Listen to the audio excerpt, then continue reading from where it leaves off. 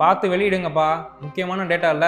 2024 பிப்ரவரி மார்ச்சுக்கான all India consumer price index for industrial ஒர்க்குங்கிற முக்கியமான ஸ்டாட்டிஸ்டிக்கல் டேட்டாவை மத்திய அரசாங்கத்தோட லேபர் பீரோ இன்னும் வெளியிடல. இது ஏன் ரொம்ப முக்கியமான டேட்டானா, இந்தியா முழுக்க ஏற்படுற மாதாந்திர விலை உயர்வை கணக்கு பண்ணி அதோட சராசரி, அதாவது ஆவரேஜை ஒரு நம்பரா அரசாங்கம் வெளியிடும். அந்த நம்பர் அடிப்படையா வச்சுதான் இந்தியா முழுக்க இருக்கிற தொழிலாளர்களுக்கு சம்பளமும் இன்கிரிமெண்ட்ஸ் அண்ட் டிஸ்கவுண்ட்ஸும் நிர்ணயிக்கப்படும். பொதுவாகவே விலைவாசி உயர்றதால தொழிலாளர்களுடைய ஊதியத்தோட மதிப்பு குறையும். அப்போ அதை ஈடுகட்ட கொடுக்கப்படுறது தான் இன்கிரிமெண்ட்ஸ் அண்ட் டிஸ்கவுண்ட்ஸ். இது தொழிலாளர்களுடைய உரிமை.